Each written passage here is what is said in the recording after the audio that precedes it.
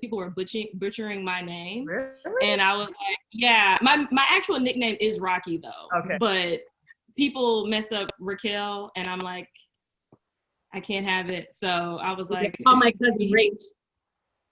I don't know how Rach? it even came about. Yeah, Rach, like Rachel, but her name is Raquel, but I call her Rach. And then her husband's always like, her name is Raquel. I'm like, it's Rach to me. Oh, I see. Yeah. I feel like people call me Rachel, and then they're like, oh, are you sure it's not Rachel? And I'm like, I think so. Yeah, I'm pretty sure it is my name. Right, exactly. Should we call you Rocky? Absolutely. Whatever. However, if you guys want to say Raquel, Rocky, whichever you choose is fine with me. Okay. All right. So congratulations on Central Ave. That is amazing. Yes, on it being greenlit. When did you guys know that the show was going to be a for sure thing from both of you? When did we find out? Well, as in when we manifested it, or as in when it actually happened? But when it actually happened, that's a good question. When did we find out? Because we did the test run. We did the test run last year around this same time. And like Julissa said, we had already manifested it. We already knew it was going to happen. But I would say we found out towards maybe about 3-4 months ago, 5 months ago. It's been a while that we've known that it was going to happen. But like actually moving to Atlanta and actually doing it just kind of still feels like a dream come true.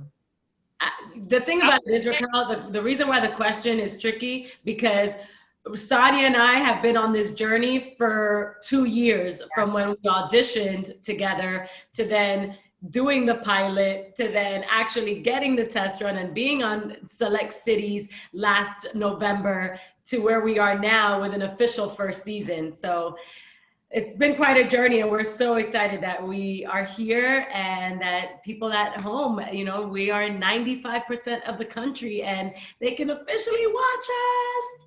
Yes, no, absolutely. Like I said, again, congratulations. One thing that's super cool about Central Ave and groundbreaking is that there's 2 lead women who are hosting the show that are of color, which is something that we don't see often when it comes to entertainment magazine news shows. But on top of that, it's not only people of color who are representing it, but also behind the scenes, Will Packer, Monique Chenault. I think that's, you know, that in itself is just super dope, because oftentimes we see people who are hosting it, but we don't see the people behind the scenes who are operating.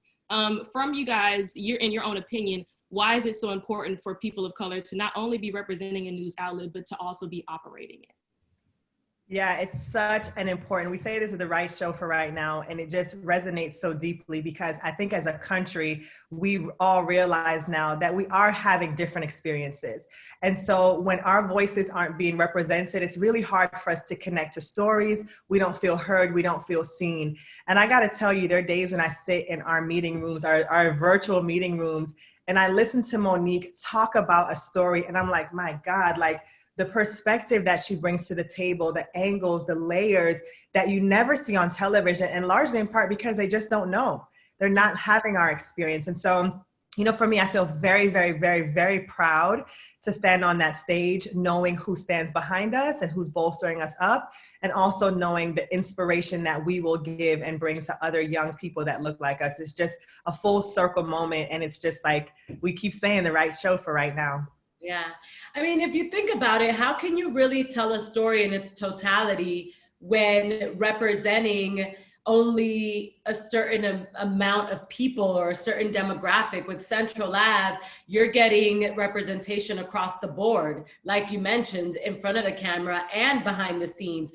Our virtual meeting rooms, because we have a virtual production meeting every single morning. And then when we are on set, it is diverse, and it's people from all walks of life, all backgrounds, and you can't even begin to think that, wow, it's taken this long for a show like this, not just in front of the camera, but also behind the scenes, to be put on in 2020. There's so many firsts, and we are just proud to be able to have a show like Central Ave at this moment, because timing is everything. And everyone has asked us, why do you think now this is the right show for right now? Because when you turn on Central Ave and you don't understand why you feel so instantly connected, that could be the reason, because of the fact that it is genuine, it's authentic, and our storytelling and the way we are investigating this entertainment news, and the things that you thought, the headlines that you thought you knew, we're giving it to you in a different way for you to really formulate your opinion. So that's something very different and very special, for sure. Yeah, absolutely. Absolutely. I totally agree. One of the package pieces that I loved that you guys did was the whitewashing and animation. Yeah. I thought that was very well done, very thorough. And it's not something like you guys said, a lot of other news outlets kind of graze, they grace on the surface level issue of it, but they really don't get into the depth of why whitewashing in animation and on TV and film period is just an issue. So I do want to give you guys props to that. What other package pieces do you guys think that you will implement in the show, or any other signature segments that you think the show might have? Oh, we got some good stuff coming for you, Raquel. This weekend alone, we have an incredible story, hip hop feminism. So we are really exploring this male-dominated genre of hip-hop music, and how women like Nicki Minaj, like Cardi B, like Megan Thee Stallion are really making their mark and tearing down barriers and breaking records, literally Billboard records, in ways that's never been done before and seen before. We also have what's called our traffic jam, which is our quick bites and hits of stories that you guys have been seeing throughout the week. I sit down with Tiny and really get a chance to chat with her, and she tells me a little bit about how oversharing in her family has affected them and the lessons they've learned from that. And Sanya, I know you're doing a really great story this weekend also. Yeah, my story is on the great celebrity exodus, and how so many of these big celebrities are leaving New York and LA during this pandemic. And we talked to some of the top real estate agents, to the stars, but also talking about how the market is affecting you and I, like just everyday people. And so it's really cool to see like the LeBron James buying a big new home in LA, but then you'll see someone like Joe Rogan who is like, I'm out, I'm headed to Texas and buying a great home in Texas. So we really examine real estate from the lens and perspective of celebrity, but how it's also, the pandemic has also impacted you and I and the market. Like, should I be selling or should I be buying? Should I be staying or should I be going, And so like you talk about with the animation piece, which was another piece that we did that I thought was so amazing, is that sometimes in pop culture, there are stories that we don't even think about. And Monique and our team really go deep on them. Last week, my husband was on the edge of his seat watching and being like, my God, I never thought about who these voices were that I was listening to when I watched these shows.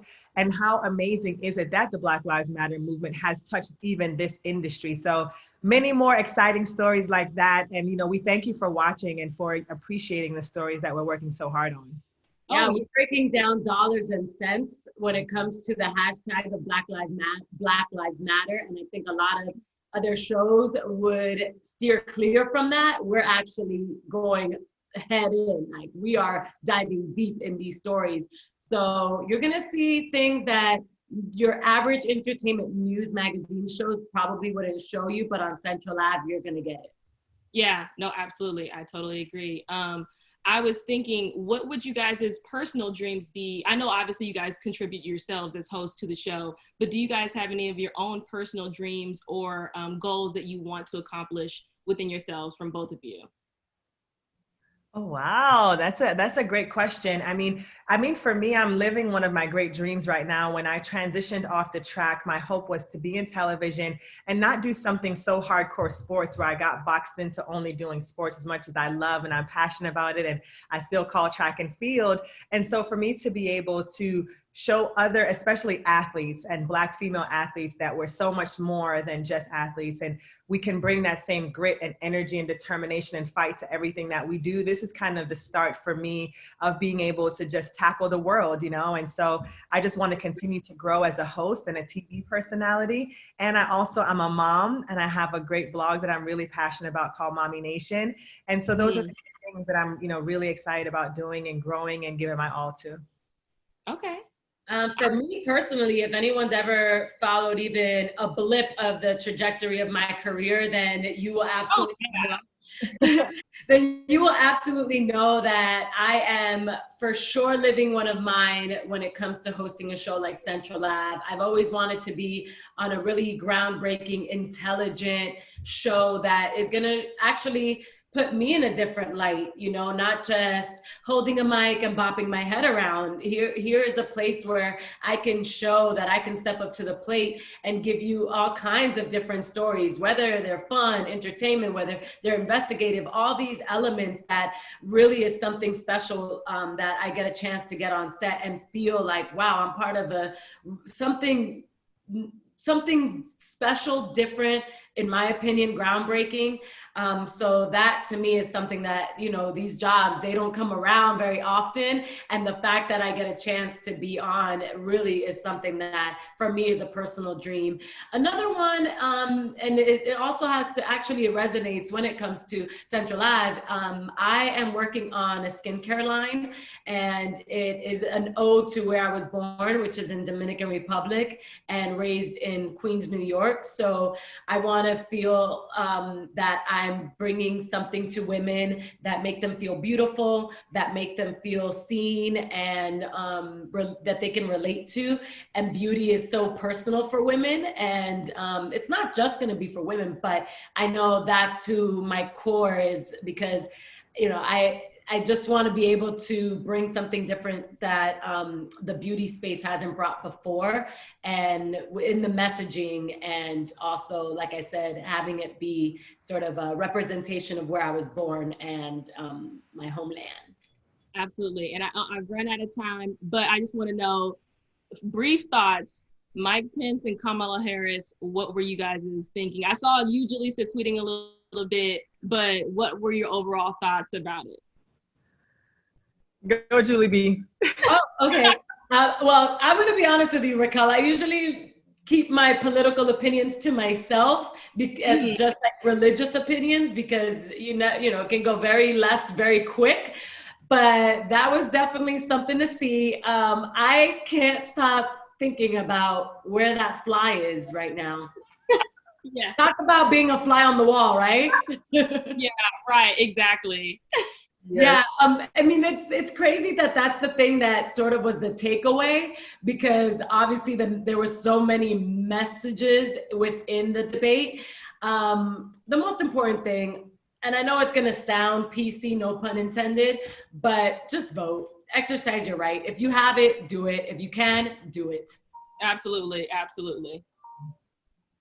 And then for you, Sanya, also too, I know that it was a big move for y'all moving to ATL. You were tweeting about how your allergies are jacked up. So, oh girl, I'm just getting over a sinus infection. I'm still not even 100%, but yeah, it was a rude awakening. Yeah. Yeah. No, for me, I mean, it's amazing to see a Black woman, in the race. I thought that she did a great job, held her own. I was tuned in. I really was listening, because I feel it's so funny, like, of course, this is my third or fourth time voting, but every time I feel like I'm like a huge part. Like, I want to know, I really want to make my choice based on being informed. I want to hear what they're talking about when it comes to my communities. And so, yeah, I thought it was very informative. I felt like it was a better debate than the first one. And so, yeah, I mean, it was like Julissa says, and, our show is really all about giving people information and having them make their own, form their own opinions. And I don't either want to, sway anybody on what to do, but I do definitely want to say, before I get off this call, vote like our lives depend on it, because they do. So I will be out there, and I hope that you will too. And I hope that we'll all continue to tune into these debates and really listen to what our politicians are telling us that they're going to be doing. And we got to hold their feet to the fire. Absolutely. Well, thank you guys so much for tuning in with Where's the Buzz TV. My name is Rocky Harris. I didn't get to slate in the beginning. I was a little confused. I know we're all virtual, so this is all like super new. But thank you guys so much for speaking with me. And again, congratulations. I look forward to watching more of the show.